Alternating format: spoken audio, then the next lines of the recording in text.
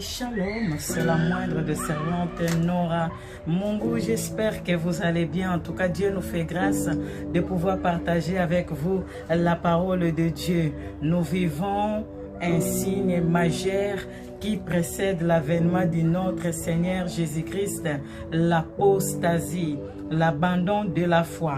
La Bible déclare dans 1 Timothée chapitre 4, « Mais l'Esprit dit expressément que dans le dernier jour, quelques-uns abandonneront la foi pour s'attacher à des esprits séducteurs et à des doctrines des démons. » Nous avons déjà cette grande infiltration parmi nous, beaucoup des esprits séducteurs qui se sont déguisés en anges de lumière. Ils porteront la même casquette des hommes de Dieu, mais ils sont des infiltrés, des envoyés pour détruire la foi, parce que nous sommes sauvés par grâce, mais par le moyen de la foi. Voilà pourquoi la Bible nous avertit, afin que chacun soit responsable, afin que chacun prenne garde, car le temps est proche.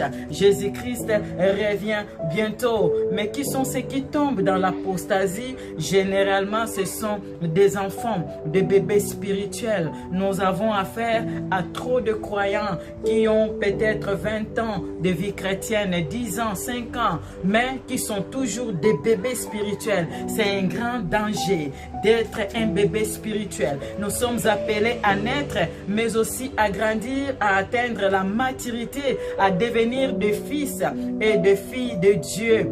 Un enfant est un esclave, Galates 4.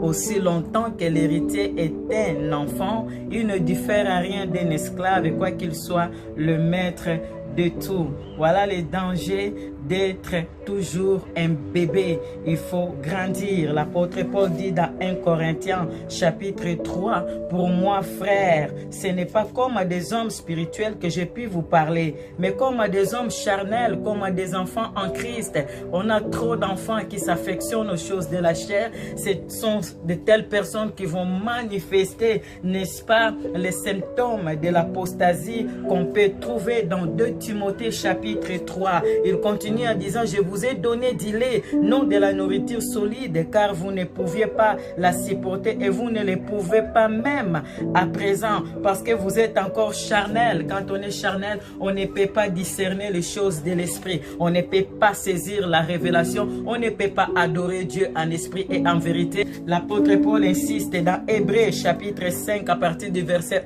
11. Nous avons beaucoup à dire là-dessus et des choses difficiles à expliquer, parce que vous êtes devenus lents à comprendre. Vous, en effet, que depuis longtemps devriez être de maîtres. Vous avez encore besoin qu'on vous enseigne les principes élémentaires des oracles de Dieu. Vous êtes venus à avoir besoin du lait et non d'une nourriture solide. Nous devons changer d'étape. Nous commençons par le lait maternel, mais à un moment donné, il faut la nourriture solide. Ça, c'est affaire de fils et de filles qui saisissent la révélation, qui impacte la création. Ils persévèrent jusqu'à la vie éternelle. Nous reviendrons. Shalom.